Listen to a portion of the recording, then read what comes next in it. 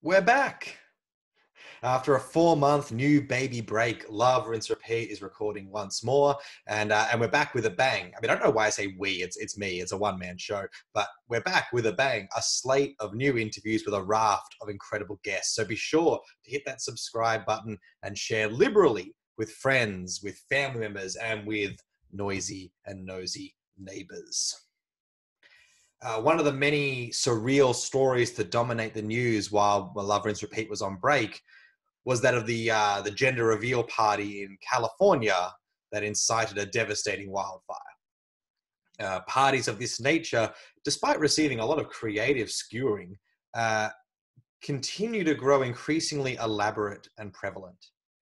This desire to know and apparently creatively and maybe destructively signal the gender of one's child is a puzzling one if it was simply about the surface discovery of the baby's genitals. But as today's guest notes, genitals are never significant in and of themselves. The revelation of gender acts both to open and close a myriad of doors. What names are appropriate? What gifts can you ask for? What possibilities lie open before the child and family in terms of hobbies, passions, and employment? The discovery of where a child falls on the binary sex system has the power to create a whole world or destroy one. But what about bodies that trouble such a system, that pose classification challenges to these systems? Intersex bodies, which do just this, have often been pathologized, problematized, and altered via surgical intervention to make them seem less exceptional. Such bodies have been figured as troubling by doctors, parents, religious institutions, and society at large. However, what if intersex capacity to trouble is understood as a positive, as something that might challenge unquestioned norms and dubious assumptions in religion and beyond? Today's guest's work asks just these kind of questions. Welcome to Love, Rinse, Repeat, a podcast recorded on Darking Young land by me, Liam Miller, he, him, his, a minister in the Uniting Church of Australia. My guest today is Susannah Cornwall, Associate Professor in Constructive Theologies at the University of Exeter.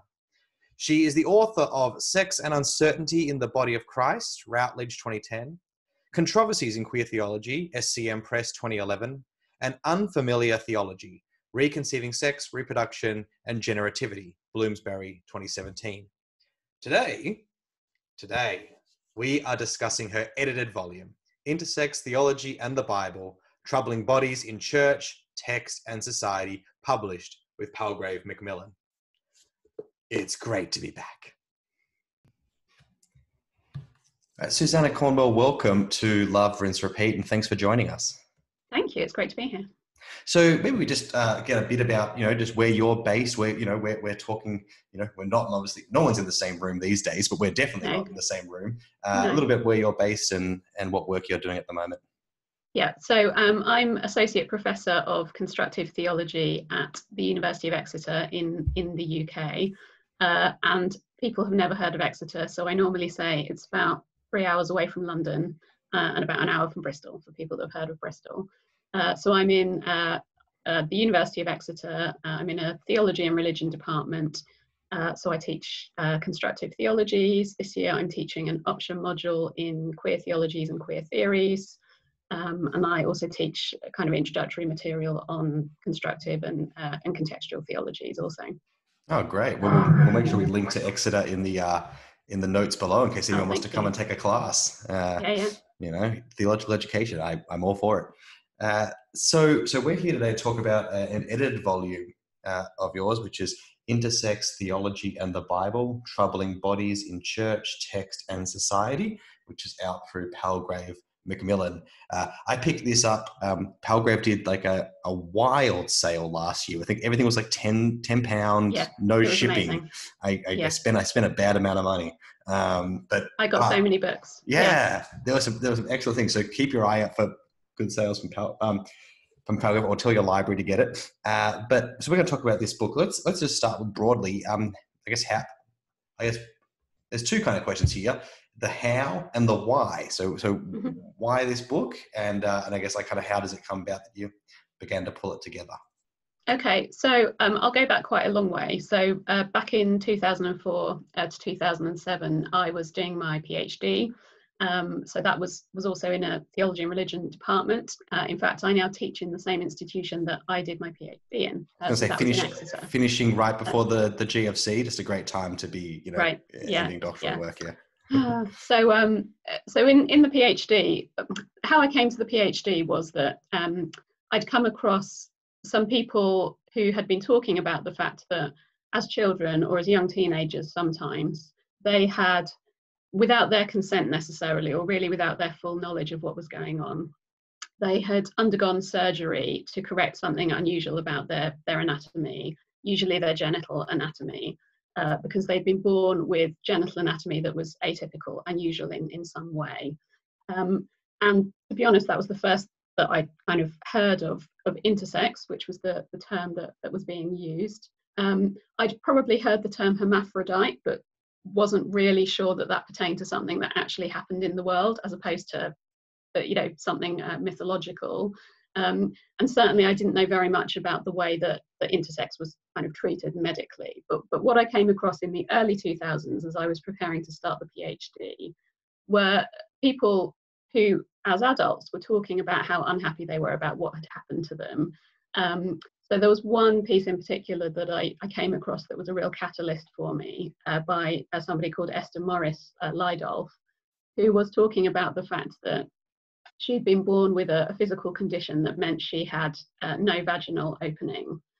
When she was about 12 or 13, I think, she'd been taken into hospital, put under anaesthetic, and had been kind of given surgery to create a vaginal opening.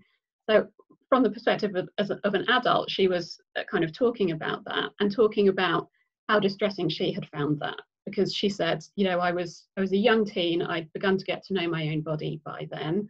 Nobody explained to me why I was having the surgery. And what she was arguing as an adult was that she didn't feel it was necessary for her to have had that surgery then. Because of the particular condition she had, she would never have started to have periods. So she said, I didn't need a vagina to menstruate through. And what she was arguing as an adult was, she said, someone made a decision that she needed to have a vagina. And her reading was, they felt she needed to have a vagina because later she would need to be able to have sex. And the assumption was that would be sex with men, it would be penetrative sex, and so on. So she was talking about all the ways that she felt retrospectively that, there'd been a kind of a motivation being put on her by adults that was not necessarily her motivation. So I came across that piece and was really kind of interested and troubled by it, and immediately wondered what had been kind of written about intersex ethically, but specifically from the point of view of theological ethics. And when I had a poke around in the early 2000s, there wasn't really very much at all. So from about the mid-90s, there had been a big surge in intersex activism. There was lots being written in kind of social science literature and so on, but at the time there wasn't really very much written from a religious perspective. So in my PhD, what I wanted to do was to begin to kind of look at the existence and treatment of intersex and the way that intersex people had been treated. And I did want to do some empirical stuff as part of that. So I did want to talk to Christians and others who were people with intersex characteristics. As some of your listeners might know, British PhDs are quite a lot shorter than some PhDs elsewhere in the world. So a kind of typical British PhD program is 3 to 4 years. And the advice from my supervisors at the time was, because this was such a new area, I was already going to have to do quite a lot of groundwork in kind of setting things up, and the empirical thing perhaps wouldn't fit in. But I continued to think that was really, really important. So after my PhD, when I was doing a postdoc at the University of Manchester, that's the time when I got to do that empirical stuff. We held a conference at Manchester in 2013, and some of the papers presented at the conference are what the book is based on. So in my paper, I draw on some of the interviews that I'd done at that point, but some of the other contributors were also people who were interested in intersex characteristics or were working on issues around intersex characteristics from, we have various perspectives, sort of Bible, Christian theology, sociology of religion, and so on. Yeah, thank you for that. That's really helpful to set it up. And I want to talk a bit about that, using empirical research a bit later. So I guess the book, it's in the subtitle, like, this idea of troubling plays throughout. And I think, there's kind of two levels that, you kind of introduce this idea that there's a troubling nature in the sense of, Christians often appeal to Genesis 1:27, God created male and female. And so therefore, like, the existence of intersex somewhat troubles that. And thus, in some worlds, as kind of alluded to earlier with what you were reading, needs to be dealt with. But there's also a different way of how it can positively trouble, institutions, texts, and the like. Can you talk a bit about, I guess, coming to this idea of troubling and how it kind of shapes the volume? Yeah, so we kind of borrowed the idea of troubling from a book that I'm sure lots of people are familiar with, Judith Butler's book Gender Trouble from 1990. So yeah, as you say, one of the things that we wanted to sort of push back at was how intersex bodies were or are understood as troubling. So the assumption from medical practitioners has frequently been that anyone whose body is unusual or atypical in this way must be distressed by that, must be kind of troubled by it. And indeed that there's something troubling about unusual bodies, and especially unusual genital anatomy itself. But actually from engagement with kind of intersex activists and so on, and some of the stuff that was being done within the medical establishment and so on, it was really clear that actually there were a range of ways of thinking about that. And indeed that lots of people who had undergone early corrective surgery as children retrospectively said, well, I'm not sure that had I been asked, I would have chosen that. I'm not sure that my body as it was would have troubled me in the way that, that it was assumed to be. And one of the things that they often appealed to was they said, intersex it's an umbrella term. It kind of encompasses lots of things. It encompasses a kind of range of physical states, a range of conditions.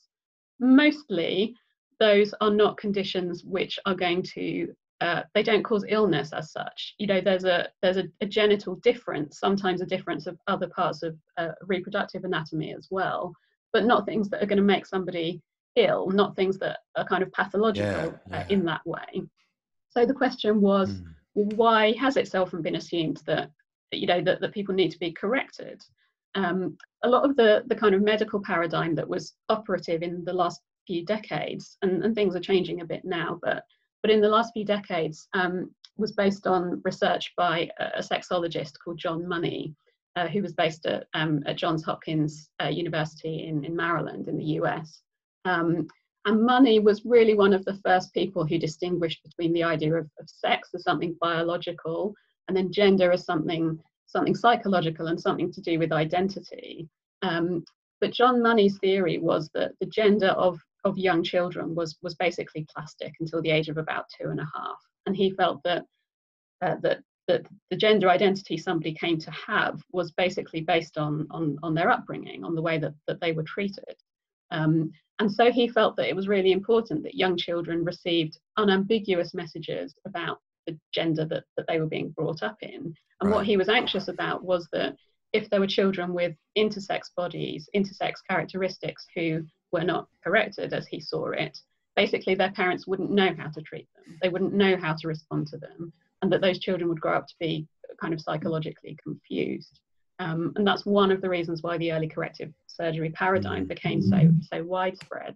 But there are counter theories, and one of those counter theories says, even if you think that bringing somebody up in a binary gender is important, which we might want to question that in itself, but even if you think that's really important, you don't necessarily need to change the body in order to be able to say to somebody, you're a boy. Yeah, thank you for that. I think I was reflecting because there's a line in the introduction, I'll get it right, which is, where is it? Yeah, genitals are never significant in and of themselves. And I was thinking about how, we were talking before the interview, how I a 3-month-old child, and, we didn't find out, you get the option now to find out the sex before, and we didn't. But, in a sense, when you baby comes out and midwife looks at the genitals and then tells you, okay, it's a girl. And it's like, okay, so now we have a script for these are the types of names that we might want to use now. These are, the types of gifts we're going to get given. And then obviously that can then expand out to, depending on your cultural and familial upbringing, these are the kind of roles that people might do, the kinds of hobbies, more or less depending on that. But even at a base level, generally, name and type of clothes, etc., all gets done there. And I think, you're touching on it before that, so many of the decisions that these are made not necessarily for the person, the child, but for either a parent who might be concerned or for a future partner, as this kind of was alluded to earlier. And I think, that's something that should trouble us is how often, who is this stuff for when, as you say, there's not a actual, this needs to happen, else they'll be in pain and or get sick kind of thing. And it's really interesting because I think, again, in the early days of the intersex activism movement, it tended to be quite anti the medical establishment and kind of accused doctors of kind of acting maliciously. And I think by and large, doctors were not acting maliciously. They were doing what they thought was best. But the assumption was, of course, somebody would want to be clearly and unambiguously sexed. Who would want to go through life with this unusual anatomy? And partly, I think that was based on kind of their knowledge of what society is like, and the fact that society, especially a few decades ago, perhaps is not necessarily always that hospitable to difference, especially around areas like sex and gender and so on.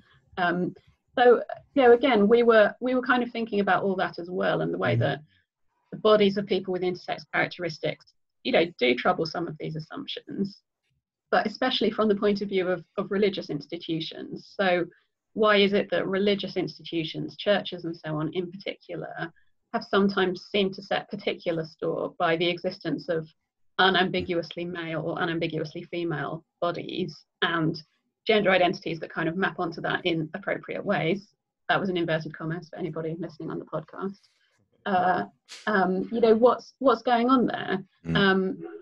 When we look historically, clearly it's not the case that every society and every culture has necessarily been troubled by the existence of unusual bodies.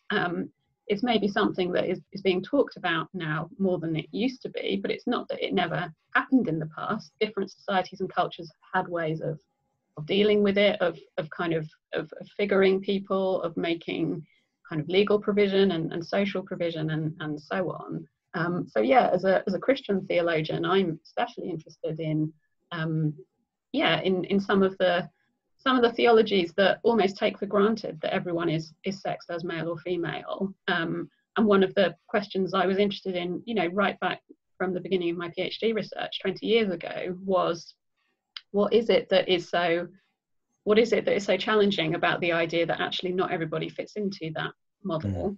You look at the writings of some theologians who, if they talk about intersex at all, will say, well, it's just evidence that, we live in a broken creation, we live in a fallen world. Everything in creation is kind of touched by sin, things are broken. Here's an example of something that's broken. It's not the fault of the person that they're like that, but nonetheless, it's an undesirable state. It's not part of kind of God's divine creational norms. Perhaps it's something that, in the eschaton, in the new creation, won't exist anymore. But certainly that's not the feeling that lots and lots of people with intersex characteristics have about their own bodies. They don't necessarily see them as something undesirable. They don't necessarily see them as something that they hope to be healed of. It would be wrong to say that there aren't people who experience kind of distress about the fact that their bodies are atypical. But one of the things that I and some of the other people that work in this area have been interested in is how much does that come from distress at the body itself, and how much does that come from kind of social intolerance towards difference and diversity. And I think from a Christian ethical point of view, it's a really important thing to consider. Yeah, I think that is so helpful. And I think, because I was thinking about that argument you're talking about from some Christian circles where, it's a sign of the fall. So anything that we can do to change it, medically or what have you, that's a good thing, because that's that argument has often been used, around disability. And disability theologians and Christians with disabilities will be have been rightly pushing back on that as well for a long time. That if my autism is gone in the eschaton, then who am I, and who have you known, and who are you waiting to meet, kind of thing. Right. There's a deep problematic trajectory on that, and I think that we've been pointed out there in that field, and I think maybe. Seems just as well to translate across in some ways here, but potentially struggles to because of maybe more culture war-y kind of reasoning. One of the things that you kind of talk about with the, where you've talked about the way that the surgical intervention, seems to make attempts to make the bodies less exceptional. And I really thought about that phrase, and I'm like, is there anything less, Christian than to make someone less exceptional? Like, truly, it seems like the Christian path is to celebrate what it is that makes us exceptional, and to allow that to flourish. And so I was just wondering about your, with the theological work around, with the activism and the claiming and that, and seeing in some ways the trajectory there of a Christian path of actually going the exceptional. Yeah, there's something about the glory of God and the beauty of the world or something. Yeah. And I mean, what lots of people appeal to, so lots of the Christians who were people with intersex characteristics that I spoke to at the time and kind of know and speak to now, is to say, if humans are made in God's image, then that goes for people with intersex characteristics as much as anyone else. And some of my interviewees very explicitly said things like that, and said, I don't think of myself as a mistake. I don't think of my body as something that's gone wrong.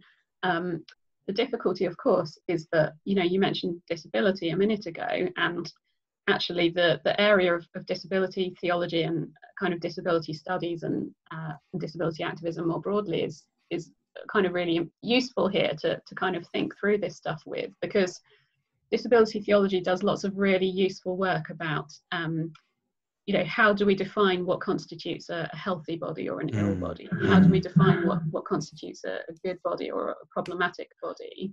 On the one hand, you could come from quite a, happy, shiny view that says, all bodies are equally good and it's brilliant and isn't that amazing? But actually, there's been work by theologians saying, well, actually, let's take seriously that if you live in a body which suffers chronic pain all the time, that's not a great experience. And actually, you might really look forward to, you might be really invested in the hope that there will be a time where you can experience embodiment in a way that does not bring chronic pain along with it. And I guess that, one of the difficulties is that there are theologians who will say, just because something happens in nature doesn't mean it's a good thing. So the argument on one side would be, well, intersex exists, it's something that happens, therefore, we kind of accept it as part of the rainbow of creation, as it were. But there are people that will say, well, cancer also happens. And, there are lots of things that happen in and to bodies that we don't necessarily want to celebrate. So, so why is this different? And for me, what I come back to often is to say, well, actually, for most of the people directly involved, it is they who say, I don't think there's something bad about this. I don't think it's kind of something undesirable. Most of the problems I've had have stemmed from the way that I've been treated and responded to, rather than because of my body itself.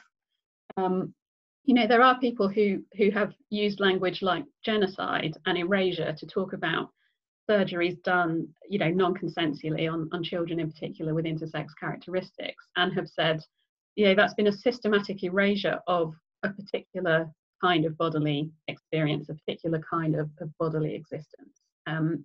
So we've got some hard work to do as theologians, as ethicists, or simply as people that are kind of invested in moral questions, about saying, how do we decide, and who should decide, what makes a particular type of embodiment problematic or not? If we don't simply want to say, if something happens, it must be good, how do we discern? And actually, if we take seriously people's autonomy, people's capacity to self-direct and so on, we should be taking very seriously what people say about themselves, and in particular, perhaps what other people with intersex characteristics say and have said about their bodies. And for me, I think a lot of the rhetoric within Christian circles is because actually, whether we kind of drill down into it or not, so much theology is based on the assumption that everybody is male or female. And as soon as you begin to kind of introduce the idea that maybe things are more complicated than that, there seem to be a whole lot of things that maybe have been taken for granted that don't seem so self-evident anymore. So I think that's one reason why it hasn't always been talked about as widely as it might have been. Yeah, thank you for that. That's helpful. I'm blanking on there was something there I wanted to pick up in that section. I'll come back. Yes, it will. So empiricism and doing research. So as you said, you wanted to do that in the doctorate work and then couldn't because of the constraints, but did it in your postdoctoral work, and it comes in your chapter in this volume. So before we get to actually you kind of already touched on it. Before we get more into what you experienced, in those conversations, I want to talk a bit about the theological method itself. Because the counter argument to, well, this is what people who have experienced this are saying is, sure, but people are wrong, and whereas the scriptures and the tradition of the church are what should be guiding us, not what people. People that lived experience. So I want to talk a bit about why it has been so important for you to lean on this, how it fits with you as a theological source, and how that's then built out into your work. Yeah. So in the chapter in the book, one of the things I'm trying to do is to kind of say, actually, if we take seriously that there are multiple sources of revelation, multiple sources of knowledge about God and about the world that we live in, then how do we hold those together, and what, how much weight should we kind of give to each one, and so on. I can't remember whether I kind of talk about it in this chapter explicitly or not, but certainly something I've talked about within my work is to say, actually, tradition is really, really important, but tradition within Christianity is not understood as something kind of fixed and static. Tradition is kind of dynamic and unfolding. And what we've kind of received as tradition is something that has been kind of shaped and disseminated at various points along the way. So even those of us who understand ourselves as being within a faith tradition, for example, who perhaps consider ourselves, recipients of that tradition, it's very rare that we hand on something exactly as it came to us. We're kind of doing sifting, and we're kind of doing editing and curation all the time. And I don't think that's a negative thing. I think it's part of the fact that actually we are bringing the tradition into conversation with our reason, with the particular kind of concerns of our times and so on, and indeed in light of our own experience. And after all, what has come down to us as tradition is a record of, if we think about kind of people who are our forebears in the tradition, it's a record of their experience and their understanding and their reason applied to scripture and so on. So, we're part of an ongoing conversation.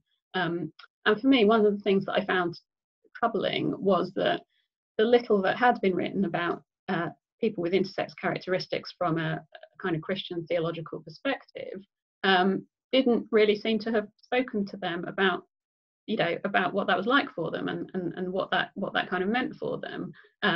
Where it had been talked about, it was mostly in the context of theologies around trans identity, which is more to do with, it's less to do with a kind of physical difference. There's obviously kind of debate about whether there is a kind of biological basis for trans identity. But with intersex characteristics, there is very clearly a kind of physical difference. So intersex hadn't really been talked about in its own right. It had mostly been talked about as a kind of foil to trans identity. And it seems to kind of come from an assumption that, you mentioned Genesis 1:27 earlier, that was clear, that was unambiguous. And one of the things that I wanted to say is, the biblical writers, the kind of editors, those who've kind of passed those traditions on, they were also people. They were people living in particular times. They were people with particular kind of cosmic and social and cultural and scientific or pre-scientific worldviews. When we see a verse like Genesis 1:27 that says, you know, God creates male and female in God's image, it's really easy for us to read that and think, oh, male and female, well, I know what that means, without kind of saying, what was the cosmology of the particular ancient people who, you know, who created that tradition, which we've now received. You know, their embryology, for example, wasn't the same as ours. Their understanding of how, you know, what actually happens when an embryo is created, it wasn't the same as ours. Their understandings of how male and female related to each other were not the same as ours. So it's not that everything about today is kind of unambiguously better necessarily, but it was just different, and we need to take that difference seriously. So for me, you know, part of the motivation for doing the empirical stuff and talking to people was to say, actually, experience is a really important source. Experience is the way through which we interpret those other sources, through which we interpret the Bible and the tradition and so on. Is it that actually there are voices that have been systematically left out? Is it that no one has bothered asking, you know, what's going on? I wanted to know what was going on. Part of the motivation also was that one of the few people who had written about intersex and theology kind of before I did my doctoral work was Sally Gross, who was one of the contributors to the conference in 2013. And she was a very well-known intersex activist and also a kind of civil rights and anti-apartheid activist in South Africa through the 70s and 80s in particular, spent some time living in Britain during that period as well. And she had written about the very, very negative experiences she had having been told by other Christians that, for example, her baptism couldn't have been valid because only human beings can be baptized, all human beings are male or female. If she was neither male nor female, her baptism was no more valid than the baptism of a tin of tuna would have been, which is, you know, pastorally troubling in all kinds of ways. And I kind of wanted to know, was that a horrible exception? You know, was that a horrible aberration, or had other people been told the same kind of thing as well? So I just wanted to know. And I think that's so important. Like, and I think like if you know, if anything's marked kind of like the latter part of the 20th century to the 21st century of theology and biblical studies, it is like, hey, maybe we should like think about the experiences of a wider set of people. Mm-hmm. And I think sometimes we just seem to want to keep like, okay, we've heard from the last group now we can get on. It's like, no, there's still more people and more experiences to hear from. And I think that's, you know, such important work to be doing. And you know, in some ways it feels like such a like an obvious thing, like if you're going to write on a topic, talk to people whose topic it is and build from that experience. But it does seem that like, you know, probably theology is not the only academic discipline that struggles to do that, but it just does seem to struggle to do that sometimes, to actually have those conversations. So I think it is totally important. And I think partly sometimes it comes from the assumption that there are particular characteristics or identities that people can have which somehow inherently make their judgment less trustworthy. So, you know, some people listening will have come across concepts like epistemic injustice, which is a phrase that Miranda Fricker uses a lot. So yeah, the idea that there's something about you that means that you're not the best judge, you're not the best arbiter of your own experience of what's going on with you, and that you need somebody else to kind of come along and interpret it for you. In the work that I'm doing at the moment, it focuses more around kind of gender diversity and trans identities, and that's something that trans people see over and over and over again, particularly within the church and other faith communities, that there is an assumption that to be somebody who experiences trans identity inherently means that somebody is kind of mentally ill or psychologically disturbed, or just can't be trusted to kind of see what's really going on with them. But you know, we see something similar with intersex as well. The idea that somebody in this position couldn't really appreciate the way things really are. One of the things that I've been working on recently is for a volume which is being edited by Karen O'Donnell and Katie Cross, who are both feminist theologians based in Britain, on trauma theologies. So they had a volume that came out earlier this year called Feminist Trauma Theologies, going to be a follow-up volume. And I'm writing for that, so I'm co-authoring a chapter with Sarah Gillingham, who is a Christian with intersex characteristics, and also Alex Clare Young, who is a trans Christian, both of them talking about their experiences of exactly that kind of epistemic injustice within the church, not being trusted to tell their own stories, and actually having experienced traumatization and re-traumatization through the lack of regard that's been given to them, often by very, very well-meaning people that think that actually the fact that they're even having the conversation with them is enough, regardless of actually what is being communicated through that conversation. So, we could say, well, okay, none of us is an island. Theology takes place in conversation. It takes place in community. We need a diversity of voices. Of course, we need other people to come along and correct us and tell us where we've got it wrong. I don't dispute any of that. But the assumption that actually, by definition, somebody that is in a particular situation, that they actually need somebody else to come along and narrate their experience for them, is something that I would like to sort of push back at in this context. Yeah, I think that's so important. I think because sometimes it's almost like, well, you guys have too much skin in the game. Like you guys actually stand to benefit too much from a change, which that's clearly clouding your judgment in this case, which just seems so abhorrent to those who claim to follow someone who preached good news to the poor, and it's one of the uplifting of many. And I think we started to touch on it earlier with this idea of that there is definitely something to be gained from troubling that it's just male and female, and ever so shall it be, ontologically and biologically and in every respect. And that is because so many of the broader debates around gender and sexual diversity are hinged on that, from women leadership to transgender inclusion and all of that so rests on it. And then even to broader extent of I think a lot of Christianity's complicity and kind of capitalism and things like that is based on wanting particular gender roles or unconsciously buying into that. Yeah, of course you have a row of toys for girls and a row of toys for boys, and we're going to make sure we get 8 of each for the church's basement. There's a lot of this is like a field that can liberate a lot of the church from a binary it has allowed itself to be constrained by.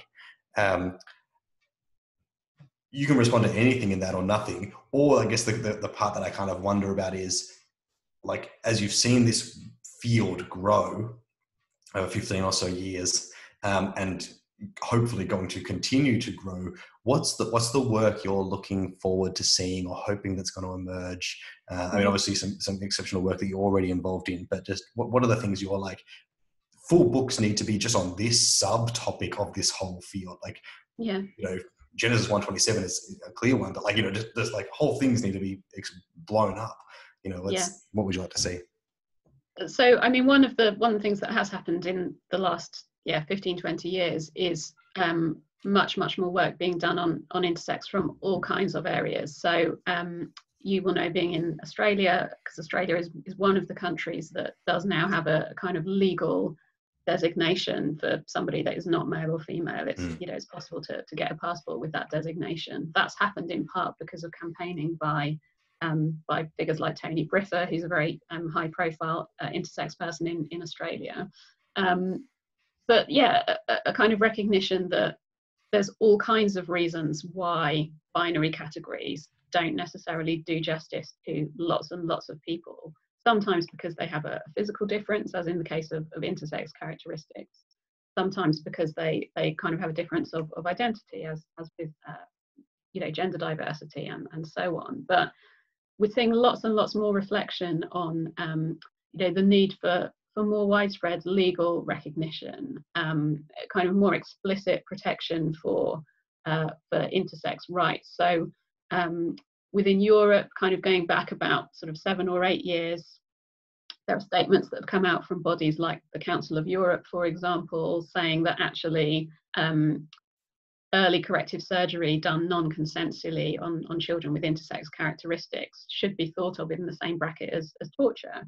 and kind of other non-consensual things that are done to bodies, and that actually carrying out certain kinds of medical intervention on the bodies of young children in that way, especially those which leads to them not being able to reproduce, for example, is really, really ethically problematic. So there's lots more work being done on that, from within the kind of legal and civil rights arena.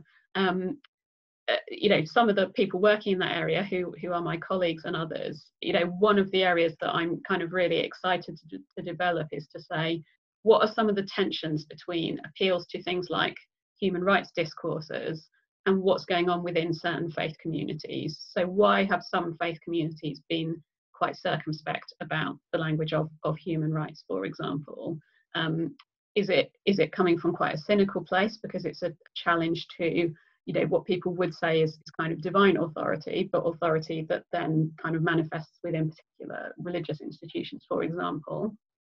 Is it coming from actually an honest and a well-meant place of kind of saying, actually, appeal to human rights just doesn't go far enough, because you can appeal to human rights till the cows come home, but actually, as we see at Guantanamo and all over the place, the fact that human rights supposedly exist doesn't mean that actually it's always upheld, and it doesn't stop us as humans doing terrible, awful things to each other.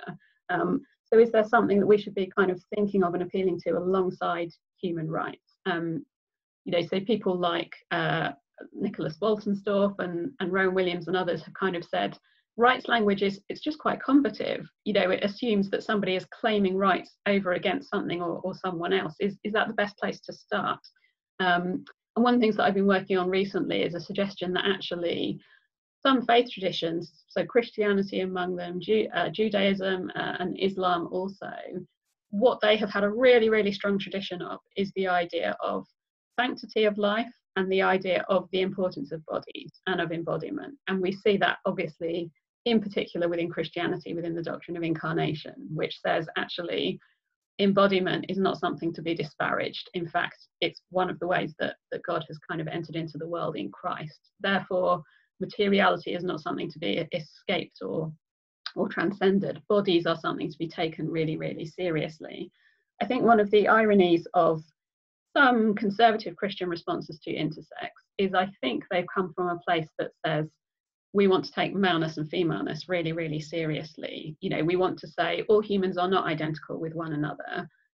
There is something distinctive. There is something specific about the experience of being a human female as opposed to a human male. God creates male and female in God's image. Maleness is not kind of closer to divinity. I think that all comes from a really, really good place. But the irony is that in wanting to protect that diversity, it ends up kind of becoming, concretized, petrified in its own way. So it becomes that, well, then only male and female are made in God's image. And if there's anything that appears ambiguous or different, that can't be part of God's image. That must be something that's gone wrong. So I think I'm a little bit diffident about this, because one of the things that I'm really aware of, it comes up in several of the essays within the volume that we're talking about, comes up in my interviews, and it comes up, again and again with, intersex people of faith that I still talk to, is they say that they feel that often people have almost seized on the existence of intersex and used it as a means to something else. So they've used it as a means to saying, well, therefore sex isn't real, and so same-sex marriage must be okay, which, is not, I'm not arguing that same-sex marriage is not okay, but actually I can see why some people make the argument that almost when people have discussed people with intersex characteristics, it's always been, in service of something else, rather than saying, well, what are the actual concerns that people with intersex characteristics have? What are the things that they're worried about, if anything? Are there particular things that they need or want? So while I want to see more kind of discussion in this area that takes proper account of the kind of messy and complicated nature of human embodiment, I wouldn't want to lose sight of the fact that actually we're still talking about specific people here, and that their specific voices and specific testimonies are really, really important. I think that's such a great thing, and thank you for that. And I think, that is something that the church, which a church has a long tradition of testimony and telling our stories and seeing how our stories weave in with the story of God is something that we should be valuing and not pushing off to the side because it messes up whatever tidy views that we think we have developed over time. And as you say, views that might not, that might not fit necessarily as well with the biblical account as we think, or require us to take on a lot more views of the world and the body than we are willing to go with. So I think that's just so important. So it's a thank you for that. But this has been great. Like I've learned a lot, and I hope many others have as they've heard this. Obviously, we haven't even really scratched the surface of the volume, because the pieces are written by other people, and people can check those out. A whole host of great writers reflecting, as Susannah said. There's a section on biblical studies, on theological reflections, on pastoral and practical approaches. A really good diversity of reflection. Writers from North America, from the UK, and from Australia, and potentially other places that I'm forgetting, but at least a breadth of input. So really worth checking out. And so are your other works. Do you want to shout out what else people can check out of yours, either that's already out or that they should keep an eye out for? Yeah, so if people are interested in Intersex specifically, the PhD thesis eventually became a book. So that came out in 2010, and that is before the days when publishers made you have titles that were just what it says on the tin. So it's got a long title. It's called Sex and Uncertainty in the Body of Christ. And then the subtitle is Intersex Conditions and Christian Theology. The book I'm working on at the moment, the provisional title is Constructive Theology and Gender Variance, Transformative Creatures. And that should be out with Cambridge University Press next year sometime. My most recent book that's out at the moment is with Bloomsbury T&T Clark, and that's called Unfamiliar Theology. What is the subtitle? Sex, Reproduction and Generativity, I think. And that's really looking at the fact that a lot of recent church statements on sexuality of the last kind of 50 years or so seem to come from a place that assumes that basically before that, understandings of marriage and the family and parenting and so on were unchanged, and there was kind of an unbroken line from Genesis. And I'm kind of saying, not only is that not the case, but actually it does a disservice to the kind of richness of the tradition. It engages with some of the stuff I was talking about earlier that says, yes, we all inherit things from the traditions that we find ourselves in, but we're disseminators as well, and we've got responsibility for what we hand on. So yeah, that's that book. Yeah. That's that especially is so great. Like I was thinking, like I'm part of the Uniting Church in Australia, and last 2 years ago at our assembly was when we affirmed two rights for marriage to have, so that same-sex marriage could be performed in our churches by our clergy. But like part of producing the theological papers that led to that were like a series of kind of cross-cultural papers, which were just like, it's not like this thing is enshrined, very simple, very standardized view of gender and marriage and these kind of things. Like it's being wildly different, and a lot of it, we can't, you can't appeal to this kind of natural view that somehow has was unchanged until some pesky feminists in the 60s or something like that. So right. I think that's so important. We'll have to get you back on to talk about the new book when it comes out. That would be great. And people can check out Exeter if they want to study and get those books. And thank you so much for coming on today, and for talking to us about this book and the excellent work that you're doing. Thank you. Thanks for having me. No worries.